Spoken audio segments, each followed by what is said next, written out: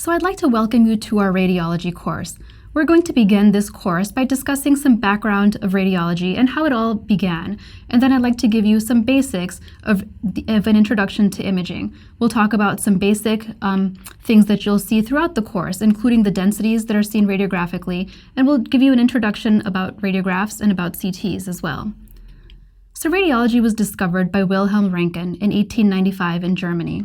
He was actually studying the effects of a vacuum tube equipment when an electrical charge is passed through, and he noticed that a cardboard box painted with a fluorescent material glowed when it was placed adjacent to a cathode ray tube.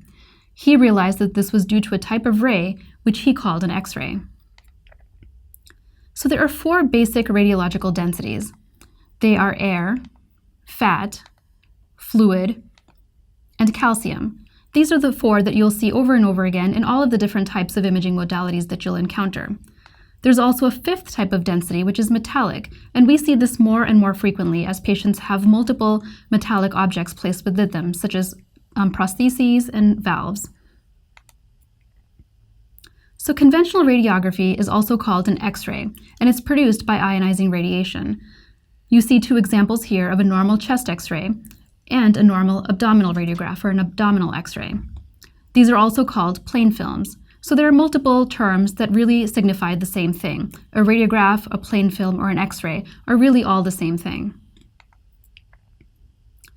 There are two basic principles of conventional radiography. There's what's called summation of shadows.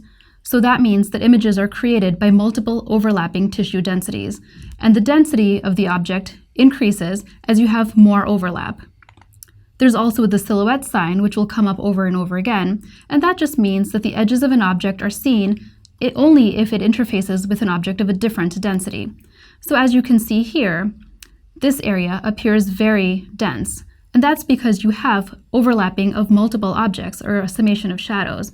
We have the thoracic spine, we have the heart, and we have the mediastinal structures all overlapping with each other here. You can also see that it's actually a little bit difficult to differentiate here between something that's going on in the lung and the right heart border. And this is an example of the silhouette sign. So whatever is going on here, which is actually an area of pneumonia, is silhouetting the right heart border, so we don't see it any longer. If you look at the left heart border, that actually interfaces with normal lung. And so we do see this well because it's two objects of different densities. Orthogonal imaging is actually very important when it comes to radiographs.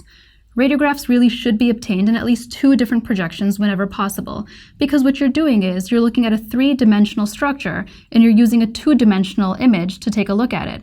So if you don't perform it in two different views, it's hard for you to identify the location of an abnormality. So let's take a look at an example.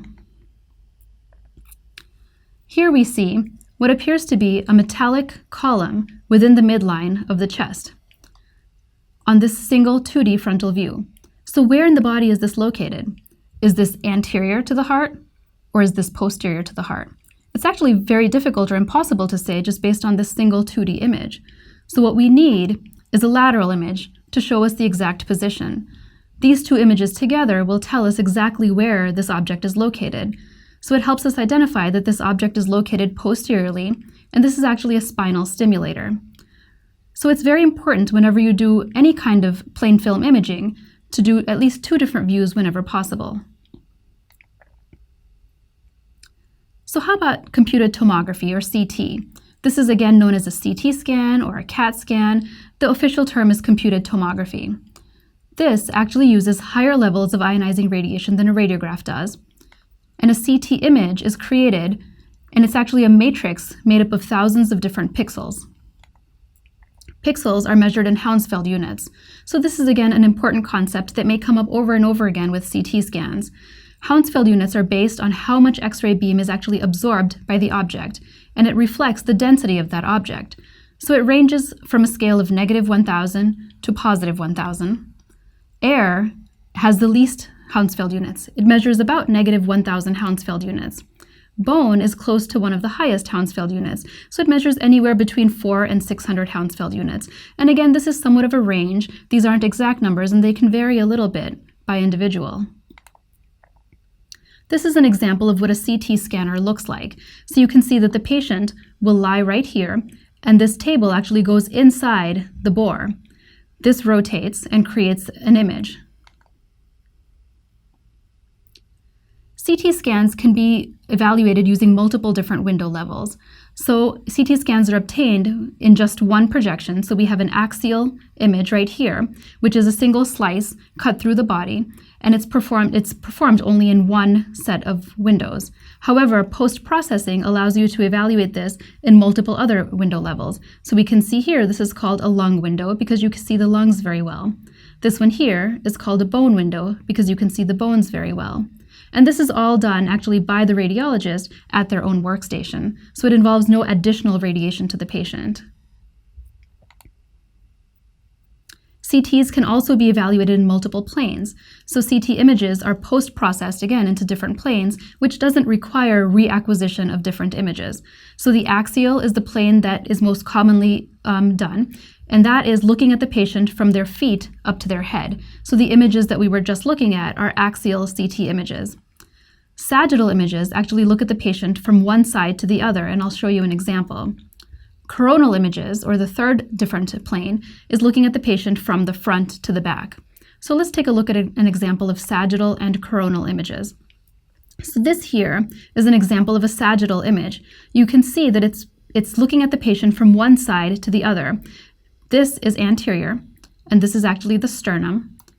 This here is posterior, so you can see the thoracic vertebrae, and you can see the spinous processes. On this side, we have a coronal image, so looking at the patient from front to back. You can see here both lungs. You can see the heart right here, and you can see a portion of the liver. By convention, this side of the CT scan is always the right side of the patient, and this side is always the left side of the patient. So again, it's as if you are looking at the patient and the patient is facing you. CTs can be performed with or without intravenous contrast. Contrast is iodinated. It's an iodinated solution, and it's administered really for vascular evaluation or any structures that contain vascularity. It's helpful in determining enhancement and differentiating between different adjacent structures. So it's almost like the silhouette sign seen in radiography. If you take a look at this non-contrast image of the chest, you can see that the heart is pretty much of equal density all throughout. It's very difficult to identify the different chambers of the heart. However, if you look at this contrast-enhanced examination right adjacent to it at the same level, you can see that now we can identify the different chambers of the heart very easily, because in between the chambers of the heart, you have the walls of each chamber, which help you differentiate between a contrast-filled structure and a structure that doesn't fill with contrast. So intravenous contrast is a low ionic, low osmolar solution. It contains high levels of iodine, which is what's absorbed by the X-rays, and that's what makes the image appear white. It's excreted by the kidneys, and because of that, there's a contraindication in patients who have renal failure, because it can cause acute tubular necrosis, which may or may not be reversible. Patients may have an allergy to CT contrast, and the symptoms can range quite significantly from hives to anaphylaxis. So if a patient reports an allergy to CT contrast, then CT contrast cannot be administered in that patient, usually even with medications on board, depending on the level of allergy that they've had in the past. Oral contrast is another way of performing a CT, and this actually helps distend and define the bowel. What's most commonly used is dilute barium sulfate, and the patient drinks this solution, approximately 1,000 to 1,500 milliliters of it, orally, and it's usually given about 60 to 120 minutes prior to the examination. So the patient drinks the solution, and then they wait for approximately 2 hours or so, and then the exam is performed. And this allows the oral solution to get down into the small and large bowel.